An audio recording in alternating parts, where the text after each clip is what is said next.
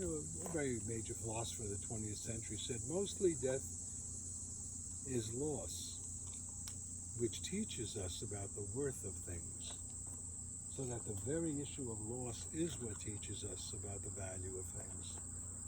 And we all know that if we want to avoid loss, avoid anything that you care about. Because who would live a life not caring? Not that we could anyway, but some people do. Some people manage to disconnect enough to not care. So the other thing I was thinking just briefly is, that, God, Brett's life was, really cut short. And then I was wondering about that issue of cut short of what? Who holds the stopwatch on what we call living a full life or having a life cut short? And, and I was realizing that life is cut short of our stories about what someone's life should be, about our hopes and dreams as parents, as friends, of what life should really be. The dreams are cut short. And so we go on dreaming and thinking a year, 5 years down the line, geez, if Britt had stayed alive by now, or if anyone we love stayed alive, if our dog had stayed alive, But our memories are not cut short. And our life is full of memories. And so the last day or two, I've been kind of rummaging through my vault of memories, which are as infinite as the memories I have of my own life. Yeah, I think of my life and stories, and I like stories. And for every story I have about myself, I have a story about Brett. And I thought that's really interesting. One doesn't have that many stories about that many people,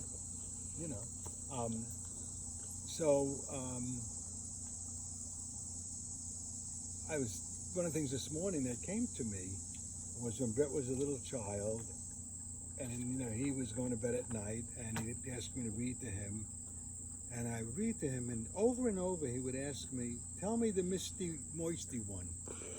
And this is when he was 3 or 4, and the whole thing went one misty, moisty morning when cloudy was the weather. I chanced to meet an old man, clad all in leather. And he began to ask me, and I began to grin, how do you do? And how do you do? And how do you do? Again. And I was just thinking about that, that simple, crazy little nursery rhyme that he loved. Said so much, I think, about a certain nicety, a certain civility in life. How do you do, and how do you do, and how do you do again? That he liked to hear that. And I left it down to him. And sometimes I'd want to say, Jesus Christ, Brett, I know a lot of other nursery rhymes. But Brett, that's the one he wanted. Like the Carvel or this, he wanted that. And so we got a lot of that one.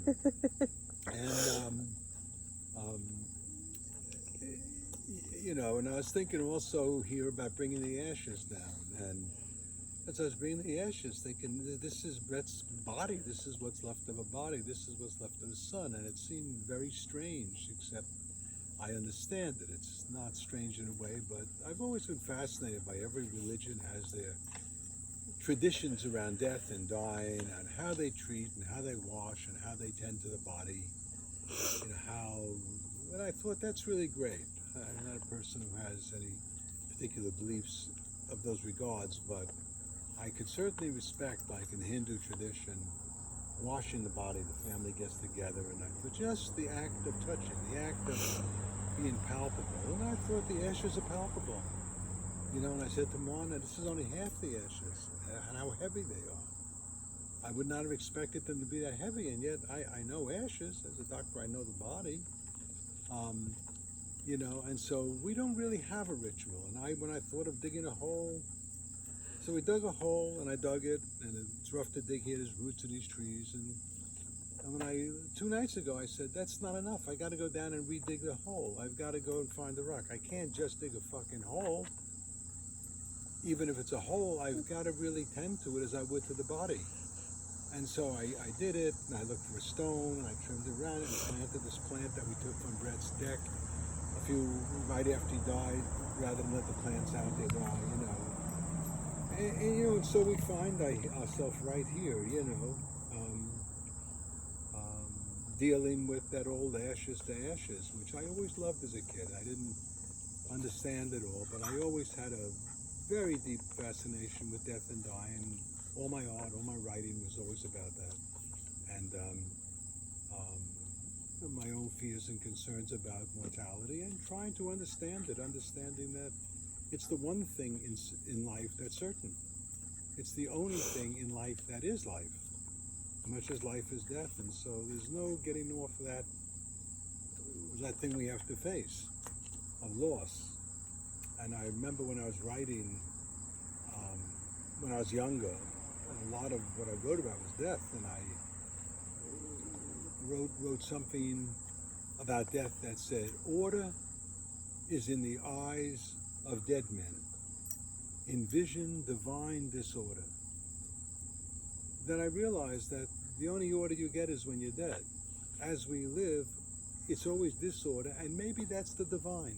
Maybe the nature of creation itself is the disorder of it, and in that sense, if we're looking for anything spiritual, it's in the very nature of things. It's in the ashes, it's in the stone, it's in the dog, it's the distractions, the pumps. It doesn't exist in some perfect condition. Love doesn't exist as a perfect condition. It exists as a human condition with all the flaws and difficulties of it. So Brett very much loved his friends and loved his families.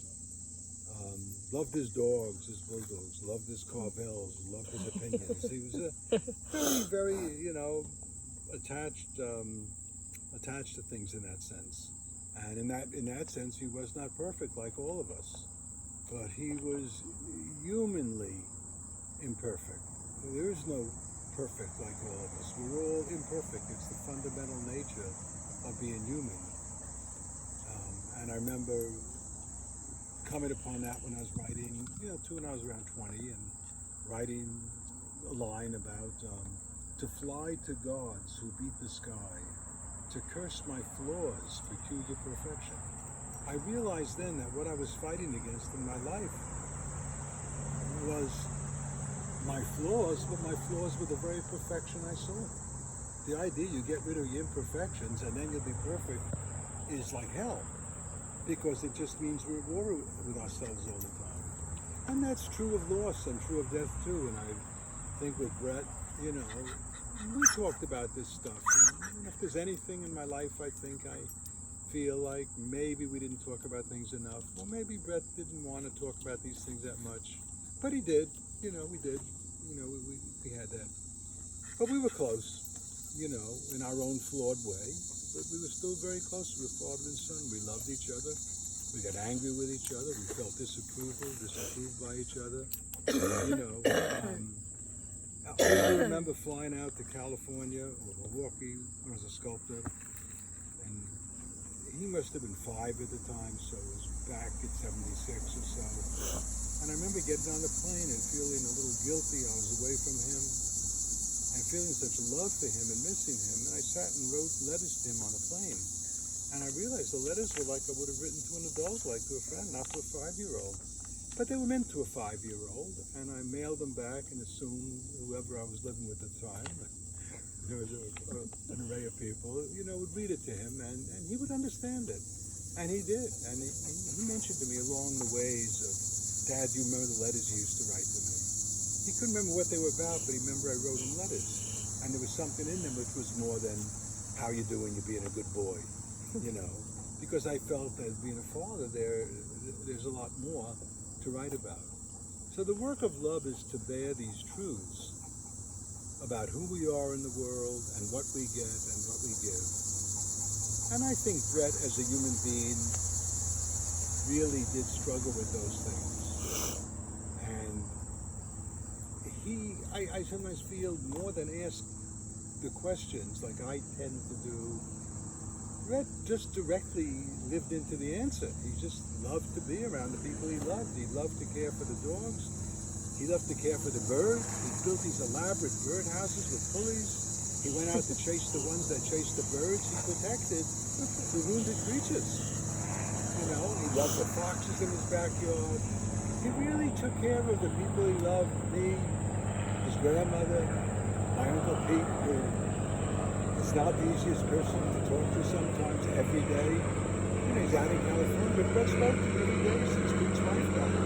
He really understands Pete's alone and can use my calls. And he and Pete have a wonderful relationship.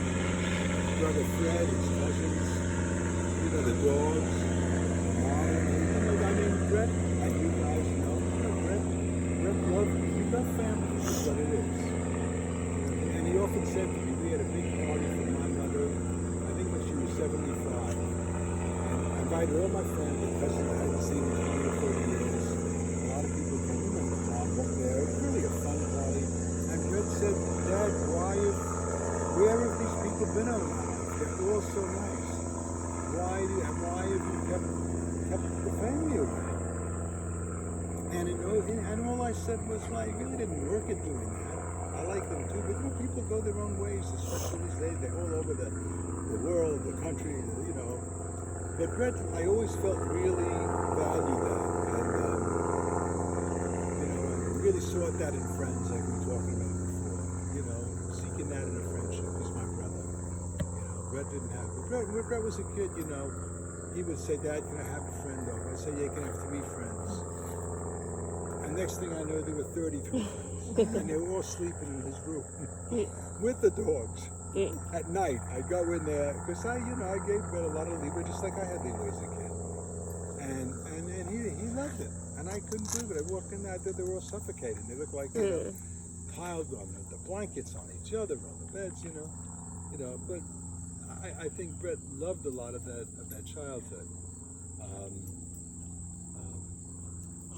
Brett's passion for things was very strong. When Brett liked something, like we were talking about, it was hard to keep him away from it. And one of the things he liked when I was a kid, we planted a garden, Emily and I, when we first got up here, and raised tomatoes. So Brett was 2, maybe 3. Couldn't have been 3. I think we were separated. But whoever I was with at that time. And Brett called the little tomatoes on the thing panoonies. He didn't have pronounced tomatoes. He said, I'm going to get panoonies. And I keep saying the panoonies aren't ripe yet. And he said, I want panoonies. I said, well, you got to wait till they're ripe. But of course, you go out there the next morning to get it, and they never ripe panoonies because Brett all ate them all. And he would go out, and no matter how many times I told him, he would go and eat the green tomatoes, so you never got a ripe one. And one day I saw some that were going to be ripe by the end of the day, and I remember thinking at the end of the day I'm going to go out and get them, and I went out and they were gone. And I got really angry with him, and I said to him, I said, it's not okay that you eat them all. They're not all yours, they're mine. And it hurts my feelings, and since you hurt me, and he had a little G.I. Joe toy, and I said, then I'm going to hurt you, and I broke his G.I. Joe toy. It's the only time I ever did something like that. It was an impulse, and after I felt horrible. But, you know, to the day he was old, he used to say to me, never ate another panini. He ate the tomatoes, but he'd say, Dad, do you remember the time you really lost it and you broke my G.I. Joe toy? And I said, yes, I did. Oh, the things I wish I knew when I was still and he said to me, I can't believe you. He said, you're just not an angry person. And I said, you know, but at that moment, I really wanted those tomatoes. Anyway, it was like that. So we had a kind of nice engagement around that. And one other time, we had one rule on the place up there, because that was you can't go down to the pond alone. We had 2 ponds and 25 acres, and you're never to go down alone. And one day he had his friend Rebecca over, and I looked and I didn't see them. And I started getting into a panic and running around, and a lot of woods and a lot of this. So right away I made a beeline first to the lake, and they weren't there, and then to the pond, figuring that's the real danger, if they're in the woods. And I went down, and they both stand in the water up to their ankles. You know, just kids, 4 years old. And I walked right up, and I was so relieved to find them, and so angry, well, not angry, but so pissed off that he had put me through such agita that I said, you know, this is the one rule, you're never to come to this pond. And I gave him a whack on the ass, you know, not a hard whack, a whack on the ass, and he looked at me so startled. And he looked at me for about 20 seconds before he started crying. And then he used to bring that up too. Daddy, do you remember the time you hit me? Do you remember you hit me for being in the pond? And I said, yes, and you deserved it. But anyway, you know, we had this kind of thing, which I think is love is. Love is not always about saying yes to somebody. It's about saying no. It's about having limits. It's knowing you can't say yes because nothing's enough for anybody anyway, and you can't always say no because all you're doing is telling them you know how they should live their life better than they do. But when you don't know the answers to these, then you struggle the best you can to love in a balanced way. You know, work with Brett with that, and we had that. I think we tried to love in a balanced way, and Brett was very much his own person, very headstrong. You know, Lorna would say to me sometimes, God, you know, how does he come from you? You're so different. And it's true, we were very different people in some ways, but in certain visceral ways, like in Who's Going to Win the Battle of the Panunis, you know, we were the same, you know. And I remember when Brett was in high school and wanted a car. And I bought him an old Jeep, you know, which he loved. And it was his first car. But then a year later, I think he was a senior, and he wanted another car. And Dad, you know, where I got him, no, the first car was not the Jeep, because that's what I eventually got him. It was a Honda, nice, not an earlier one, from a friend that was used. And he said, you know, I need a better car. He said, the girls, they date all the guys with the nice cars, and you know, and I really need it. And I, will you buy me one? And I said, let me think about it. And I was a sculptor then. I was driving a battered old pickup and working really hard to kind of get my career off the ground, you know. And I remember saying, Brett, no, I'm not going to buy you that car now. I bought you that car last year. You know, you know how persuasive, you know how Brett could argue to get his way. I mean, you got in front of a bull elephant, and he starts pushing and pushing with the tusks, and finally he said, Dad, you're not listening to me. And I say, Brett, I'm listening to you. And the answer is no. Well, you may be listening, but you're not hearing me. I said, Brett, I'm hearing you, and the answer is no. And he was so upset. I remember he said, you know, and I thought you loved me. I said, I love you. And the answer is no. And I remember that as one of the battle that I won. And I don't mean I won it over him. I won it within myself. To be a father means when you love someone, you've got to say no sometimes. Not because you don't love, but because you can't. No one gets what they want all the time in this world. None of us do. And even if we get it, we're not happy anyway. What Thackeray wrote, you know, Vanitas Vanitorum. Who of us gets his way in the world is, who's happy in this world, and which of us who gets his way is happy anyway, you know. So anyway, Brett was very close to me and to his mom, and we separated when he was young. And the nice thing about Em and I think for Brett, is always encouraged him to respect his mom, to love his mom, to go with his mom, and I think she probably did a similar thing. And so there was never a tug of war, there was never a jealousy, you know. Some days he'd say, it's really boring right here, I'd rather go to, I said, go to your mom's, you know. Or he sometimes would call, Dad, I want to come home, you know, mom's a pain in the ass. I said, I'm sorry, you can't come home because you're a pain in the ass. Parents are pains in the ass, and you just got to learn how to deal with it. And so, you know, we had a family that was just, you know separated in that sense. But that early separation, you know, was a part of Brett's life, and Brett's life was very rich, and yet, like all of us, he had his insecurities, his needs, you know, vulnerabilities, you know, which all of you who knew Brett knew were there. And like all of us, he found ways to sometimes cover them up and hide them, and you know, and that's where he could become very determinedly stuck in a place that he wasn't going to give in, because to give in means to not be right. To not be right means you're not of any value. And these are issues of all our lives. And you know, Brett dying at 47 was in the process of still growing. You know, I think it's one of the saints. I don't remember. Maybe Saint Stephen, whoever the hell Saint Stephen was. I think it was a very early saint. And in writing about him, I don't know, in the Bible, in the Old Testament, someone said, you know, when Stephen died at very young, I think at 20, when he was 20, he was martyred. They were all martyred in those days, you know. And the Bible says, and yet he was full of years. And I always loved that idea, that we're full of the years we live. you live to 10, you live to 18, you live to 47, 100. We're still, our choice is to be full of the years or live our time and not be full of the years. And one thing I'll say about Brett, he lived his time pretty fully. Not always easily, like all of us, not always happy like all of us, struggling like all of us, but full in a way. He found a way, and I always admired that in Brett, and always thought, maybe that's what he got from me, that he does better than I do. He finds a way to deal with the disappointments and sense of things that didn't work out his way, probably better than I'm able to.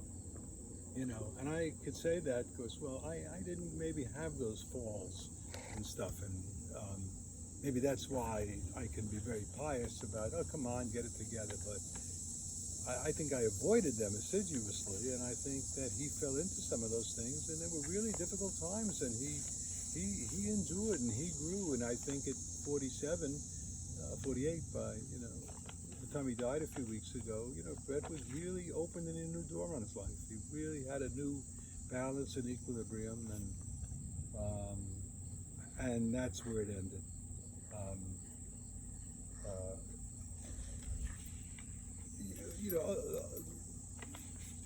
Emily Dickinson wrote about death is one of the things I wanted to just mention because I like them, and said, because I could not stop for death, he kindly stopped for me.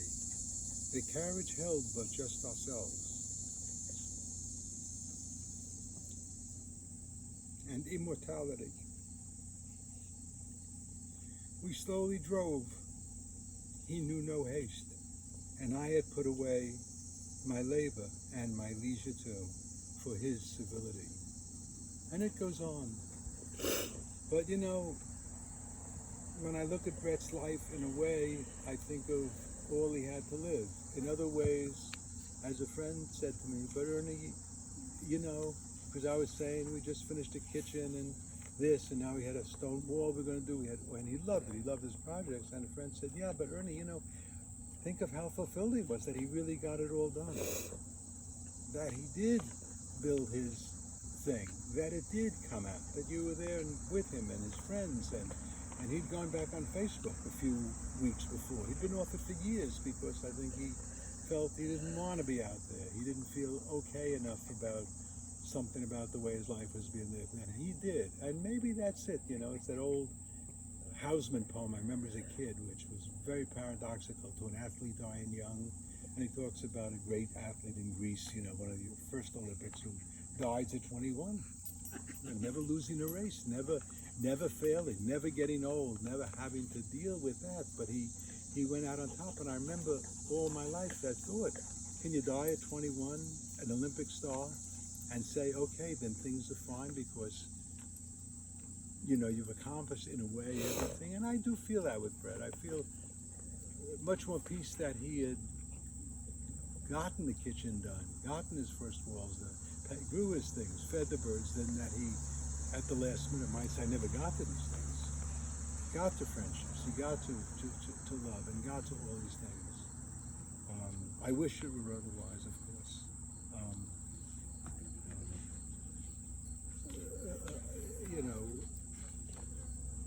I wrote something else which I was reminded of in thinking of Brett. And the last day or two, thinking of things about death and dying. In my own writings, of course, I was so involved, and I wrote this, I guess, when I was 20, 22.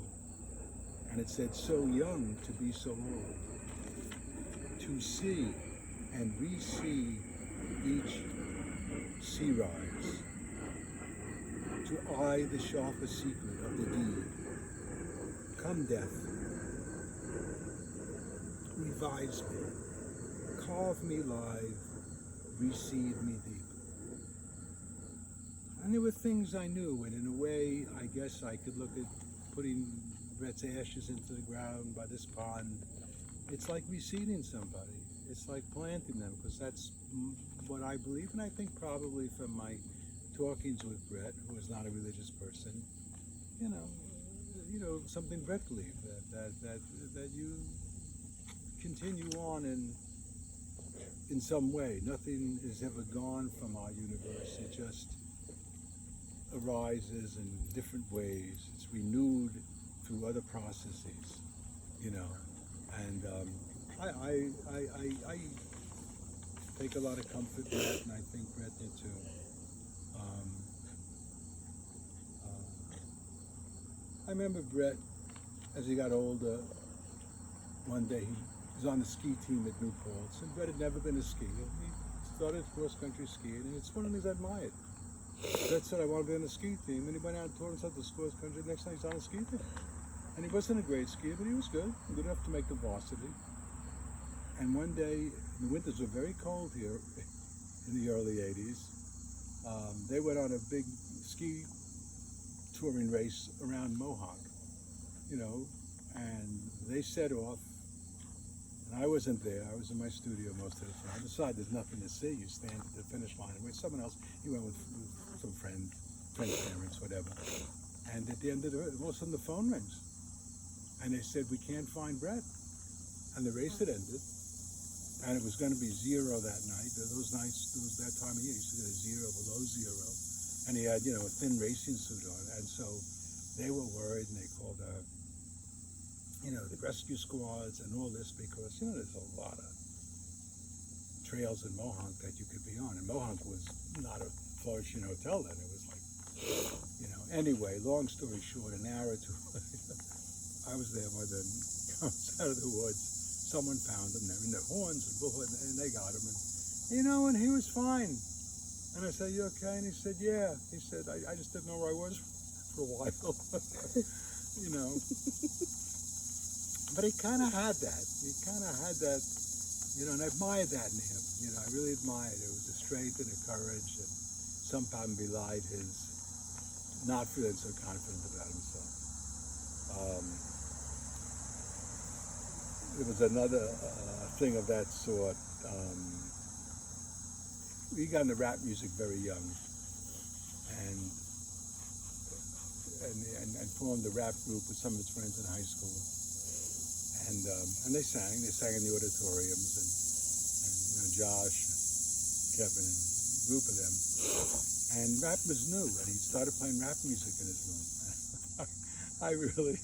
I was just like noise to me, and the house is small, and Brett had a big way of doing things real loud, and so we began to get into this about the rap music, and finally I said, look, you know, you're free to love what you want to do, but you can't put it out all over the house. I don't have to love it, and it's just not my thing, and so anyway, he sang his rap music, and I really felt an obligation to learn about rap music, because the fact I didn't like it or get it, to me was simply like, I hadn't grown up with it.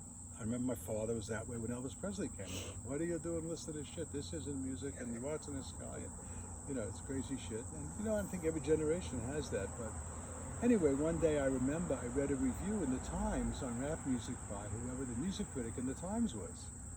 And he was one of the great music reviewers. John Pirelli's man. He was there for many, many years.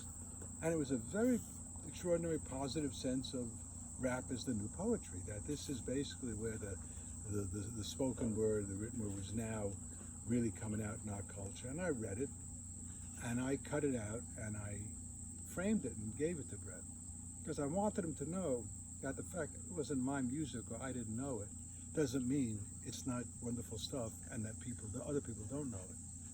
And I wanted him to see that people who know a hell of a lot more about music than I did really love it and cherish it and put it up there with Shakespeare. And just like recently, Ennio Morricone, who writes the music, wrote all these film scores, including all the film scores for the Italian spaghetti westerns with Clint Eastwood and stuff. And there's a big article at Times by one of the music professors who wrote that he considers Morricone as great as Bach or Beethoven or anyone in his generation who is considered great. That he writes the most extraordinary stuff that people remember, like they remember the tune of a great Bach sonata or something. And I remember, I always loved the music he wrote. And I loved the music from Fistful of Dollars. And actually, you know, and then, you know, maybe we'll just close on this, but just one little other thing I want to say, but I've written a piece called Titoli, which is one of the names of one of the pieces in that Morricone wrote for Fistful of Dollars, which Brett and I, at some point along the way, used to hum together. Of course, it was, and you would recognize if you saw it. It's an astonishing piece of music, and the poem Titoli, which I remember reading to Brett. Again, probably wrote it in the 70s, and it said, "Time runs past every shadow. His whip cracking, the horse's feet hurl sand back into the dry air. Galloping is the logic of balance. The rider, balanced in rhythm with the galloping feet, cracking the sand, spurs the horse on. Balance is the logic of space. Galloping across the sky, his whip cracks in rhyme with the shadow,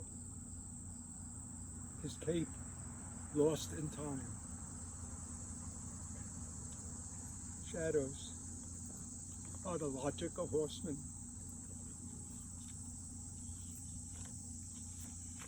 And so I feel with Brett, will always have his shadow, and he cast a large shadow. When he was around, you knew it, one way or the other. And he always told me he's so shy and anxious socially, and he was in his ways. And yet, when he would come out, everyone would say, "Oh God, I met you. So he's so wonderful. He's so warm." I'd say, "Brett, I mean, there's something wrong here. How and maybe he gets high sometimes. I don't know. But there's something wrong." I said, "How can you be so shy in this?" And I know you are. I know it's true. And yet, when you're out, you engage people so easily and well, and people really love you. And I don't know what the answer to that was. But I think Brett worked very hard at parts of his life, and I think that is a testimony to his real strength. And on his house he worked hard, with his friendships he worked hard, with his dogs he worked hard, with his family. A few months ago now, probably about 10 months, he asked me how I'm doing with my drawings. I said, "Well, I'm drawing and I'm excited about them." And I would show him work occasionally, not that often, but occasionally. He really loved to see stuff, helped me out a lot, printing them and mailing things out. And then I said at one point, and I do all of these on a little table in a little space that's probably no more than 8 by 6 feet. He said, "Well, what's your table?" And I said, "Well, I got 2 sawhorses. I got a piece of plywood and I got cardboard on it. And I put box on the cardboard to get the paper up so I don't have to bend over." And he said, "Well, you're out of your mind." The next thing I knew, a week later, comes a package of a big table and a big chair, which is still unopened in there, because he was going to come then. That was part of the deal. He'll help me do it. And we never somehow got around to it. But that's what Brett was like. What Brett was like, and when he felt there was a need, with his grandmother, with his mother, who he drove to Rochester, or up near there to breed one of the dogs. Brett would, or Marion, his grandmother in Jersey, drive down and drive into the city, and he never complained about it. He sometimes, like all of us, he'd say, "Oh, it's a pain in the neck, but I got to do it," And Brett did that. Brett was a really good friend, a loyal friend. I remember him telling me once he had to get up in the middle of the night and drive to a jailhouse somewhere to bail one of his friends out who was pulled over for DWI or something. They wouldn't let him drive back again. And the kid wasn't even a good friend. He'd been a friend of Brett's from years before. But that's what Brett would do. He would drop everything and really be there. And that's one of his most endearing qualities, his love of birds, his love of the walls, his love of family and people,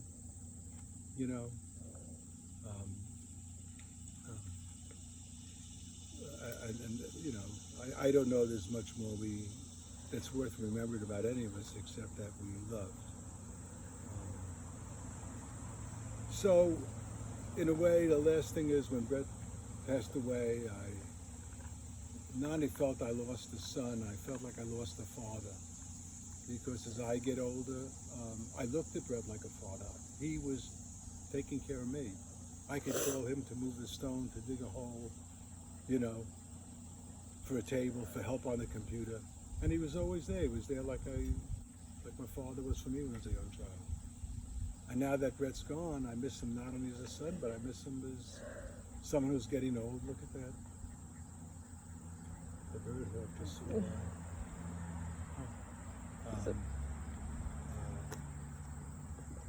We have 2 green herons also nested right in this tree. And all the time we've been here, during the COVID thing, I thought of those as, with Brett's interest in birds and bird books and all he got into, was we take care of birds and love them. I saw the mating herons, and then the 2 of them had babies, and they fly around here. Not in a literal sense has anything to do with Brett, and I don't believe, but it's just emblematic of how Brett's enthusiasm for birds somehow connects to the fact that this time, of all the times in my life, green herons, of which I've probably only seen a half a dozen in 30 or 40 years, were nesting right here, literally right outside off our porch. So, Maybe Kim and Jean would like to yes, say if you something. guys want to say something, let me just turn it over to you two, or you, Mona.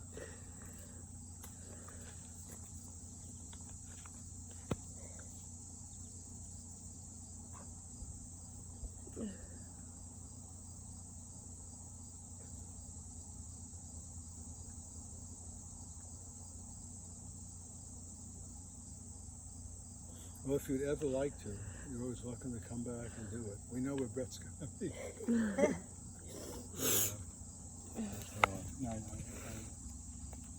know how much he loved everybody here, and how important everybody was to him. So, okay. So, I have something to oh, say. yes, okay, yes, this video. Yeah, oh, I didn't realize. Yeah. I would just say that I have many regrets about my relationship with Brett. As we all know, he could be stubborn, and but I always sort of foresaw that a time would come when we would be able to talk to each other in a kinder way. And I'm sorry that didn't come to pass. But I do have something, if I can stand up. Watch it over the edge. Should I come down to do it, or can I do it? You want to put that in? No. You want? I could do it. You can come down if you want. But Yeah, let come me down. get you better, because that's a bit of a step. Okay. I should be good. Okay. I wrote him a note.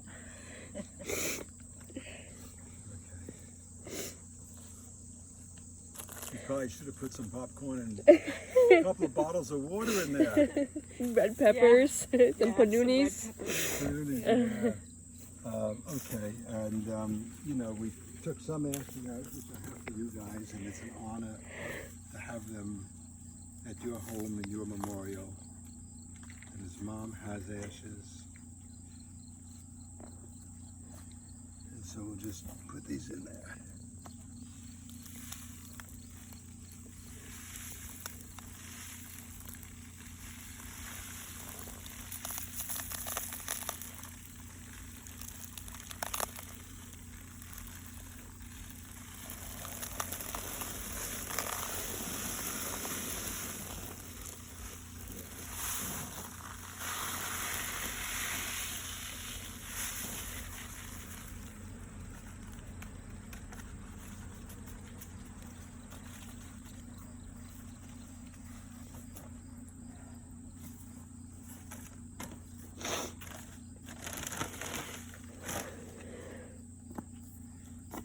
I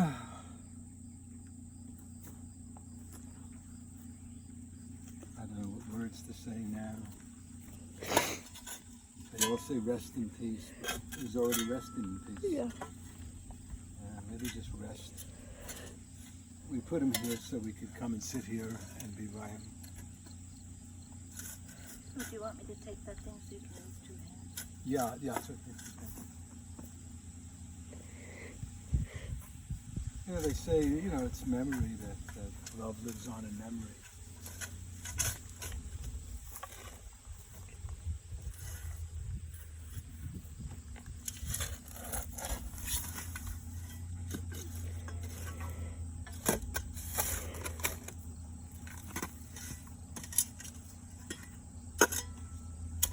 And then when I was looking for this stone, I called one of my neighbors to help me. This young guy, very strong, he does some work for us. Because I thought I was going to move it myself. And I went down to move it out of the wall, because 10 years ago I built the wall, so I did, and I could hardly move it. And I thought, if I try to move this myself, which I know myself enough to know I would have done, I could hear Brett yelling from the grave, "Daddy, you fucking crazy?"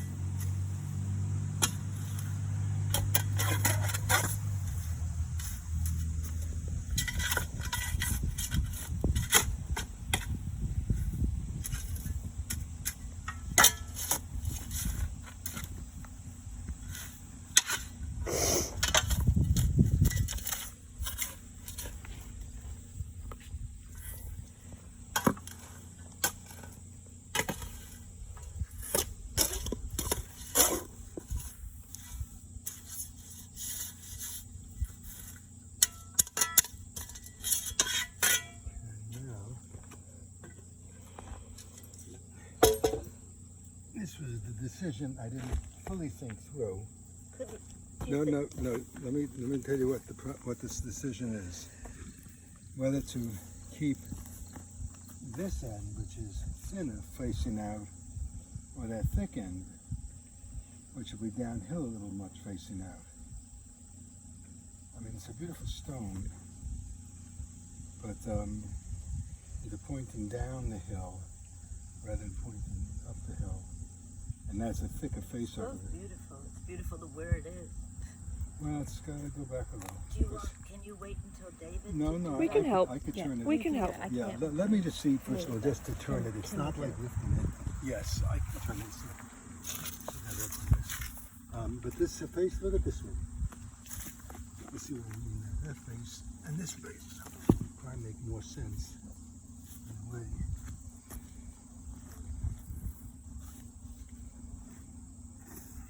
I liked it better the other way. Okay. Because now it looks unrooted. Is that a turtle? You know. Yeah.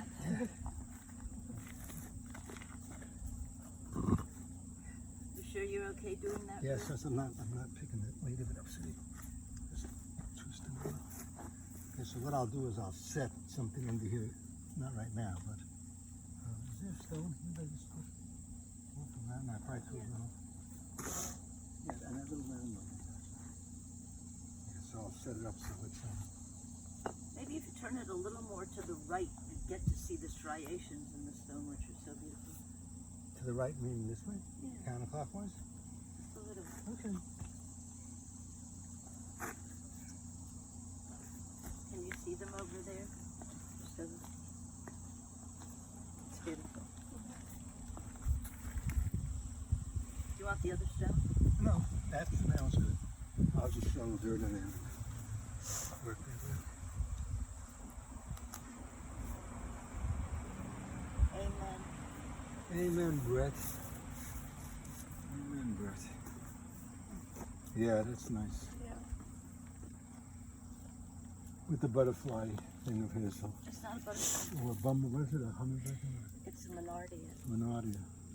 It gets butterflies, right? We'll come get, no, it, yes, it'll attract butterflies.